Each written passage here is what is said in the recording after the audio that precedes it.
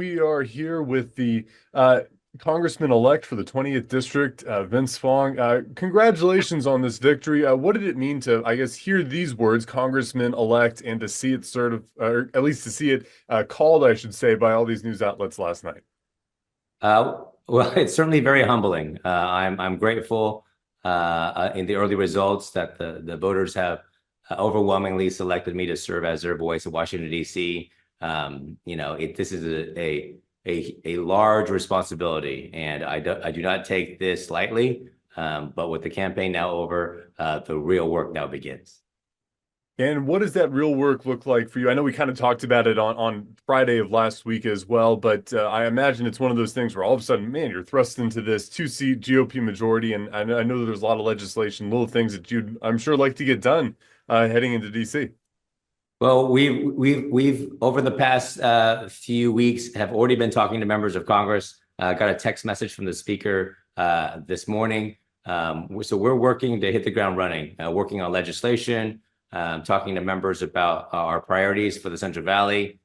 Certainly, we need to secure the border. We need to improve our business climate in California, but we need to bring investments to water infrastructure and get oil production going in our community. And we got a number of military installations in the Central Valley that are, of course, are tackling and keeping our country safe during these grave security threats that face our nation. So a lot of conversations, a lot of work being done. And so we are, when we get to Washington, D.C., we're full pedal to the metal. Last week, I believe you mentioned Jim Costa's name, who's a Democrat, though, but he's in the Central Valley. He's in parts that are near parts of your district, bordering parts of your district. I know you also attended a conference a couple weeks ago, the congressional hearing, did some tours with some representatives there, all Republicans, but still participating in that committee. What has it been like, I guess, in this process, getting ready, and what should we expect from someone who's reaching out to lots of different people and has a lot of people reaching out to him as you start your term in Congress? Well, as I said before, I'll work with anybody to make sure that we meet the needs of the Central Valley. And so, Jim Costa has been in Congress for a number of years and has worked on a lot of legislation. And so I'll be reaching out to him, reaching out to David Valdez, John Duarte, the members of the California delegation across the board. We've got a lot of challenges. Our state and our country are in crisis. And so we don't have the luxury of waiting. We have to tackle these challenges head on. And so I'm going to look forward to working with my California colleagues, but of course, my colleagues from across the country. I know there's a lot of people who probably wouldn't mind skipping votes in a situation like last night, where you could be, participating in a watch party or whatnot. What did it mean to you to be in Sacramento, still fulfilling your duties there, before even getting a chance to really celebrate and I guess fully embrace this next step?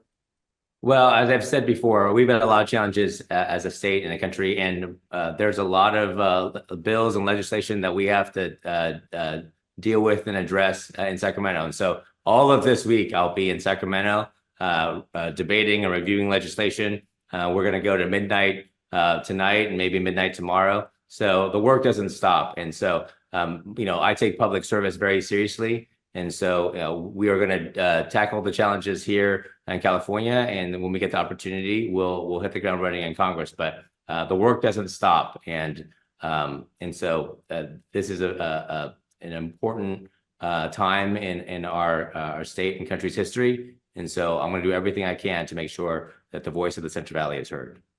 And so when can we expect the transition to Congress? Obviously, they have to, count votes for the rest of this week. You look like you're very comfortably ahead and it's already been called. But when's that date that you're expecting to head over to D.C.?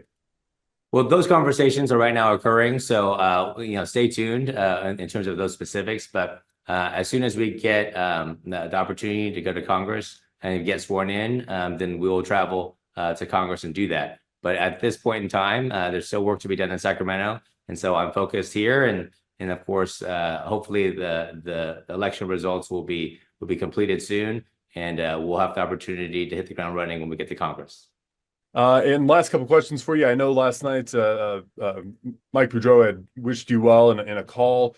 What do you hope comes of this run through November? He had hinted to us that there's a possibility, if it's not a constructive conversation, if it's not a reasonable debate, then maybe there's no point in continuing on to really push for that seat. What do you hope comes for that election? As of course, there's another one as well.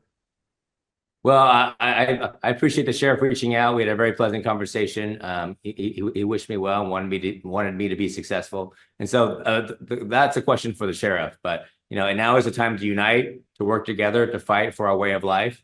There are so many challenges facing our community, and so we need to bring everyone together. And so I look forward now that the campaign is over to tackle these issues, to get going and working on a lot of these critical issues: securing the border, improving our business climate, building water infrastructure, getting our oil production and energy production going again, and of course, supporting our military installations that defend our country every single day. And the last question for you too, you're going to be in a slim majority, but for you, I know it's going to be a majority, which will be, I'm sure, exciting given the way that the California state legislature works. What are you, I guess, most looking forward to with that? And what's going to be the biggest change for you coming from California to here?